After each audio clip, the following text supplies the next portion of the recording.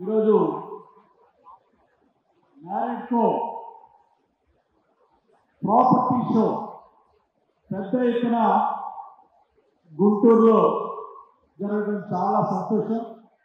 ఈ కార్యక్రమంలో పాల్గొన్నటువంటి ఈ చైర్మన్, దీనికి అధ్యక్షత వహించినటువంటి చైర్మన్ తిరుపతిరావు గారికి, కార్యక్రమంలో పాల్గొన్నటువంటి ఎంపీ శ్రీకృష్ణదేవరాయలు గారికి, చీరాల శాసనసభ్యులు ఎంఎం కొండయ్య గారికి, అలాగే క్యాపిటల్ జోన్ ప్రెసిడెంట్ గారు నాగవంశీ గారికి, అలాగే సెక్రటరీ శ్రీనాథ్ గారికి, ఈ కార్యక్రమంలో పాల్గొన్నటువంటి మ్యారెడ్కో సభ్యులందరికీ పేరు పేరున హృదయపూర్వక అభినందనలు తెలియజేస్తున్నాను. ఈరోజు పెద్ద ఎత్తున ఇక్కడ విజిట్ చేసి మేము కూడా ఒక ప్లాట్ కొనుక్కోవాలి, దీంట్లో పాల్గొనాలి వచ్చినటువంటి మీ అందరికీ అభినందనలు.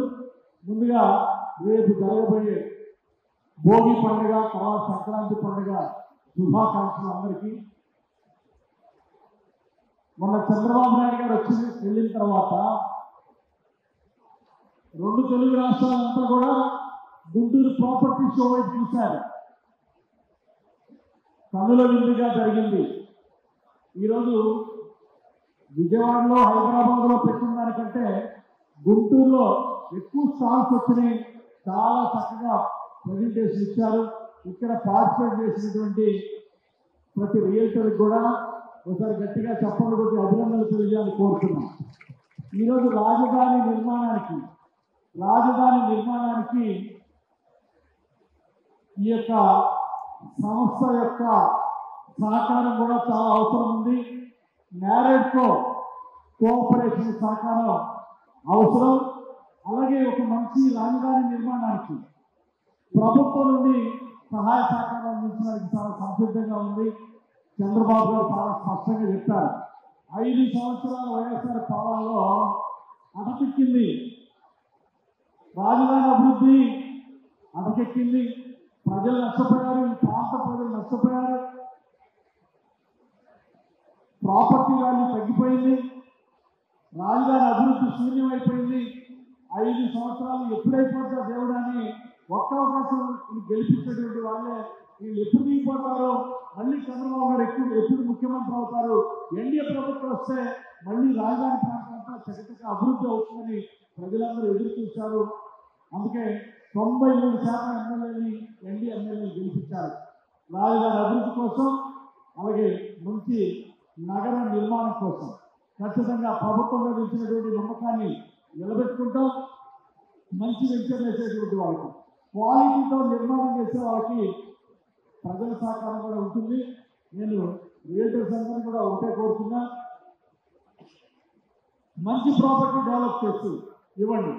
దాంతోపాటు రియల్ ఎస్టేట్ వాళ్ళకి నమ్మకం లేకపోయినా నాకు చాలా నమ్మకం ఉంది. జీవితంలో నాకు అనుభవం, వాస్తు అంటే నాకు చాలా ఇష్టం అండి.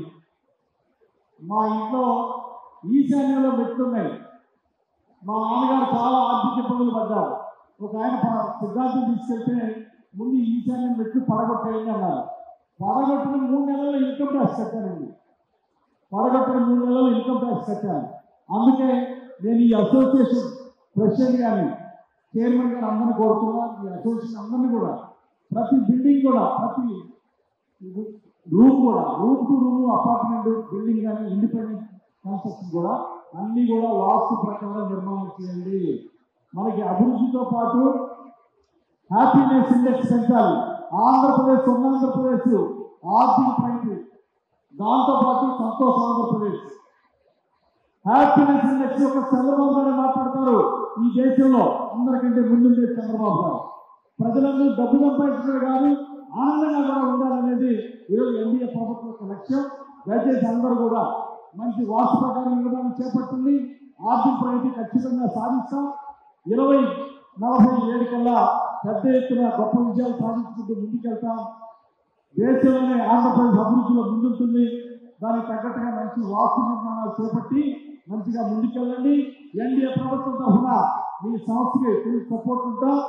మళ్ళీ పెద్ద పెద్ద బిల్డింగ్స్, హై స్టోరేజ్ బిల్డింగ్స్ కూడా నిర్మించాలని కోరుకుంటూ మా అందరి సపోర్టు సహకారం ఉంటుందని తెలియజేసి సెలవు తీసుకుంటున్నాను. జై హింద్.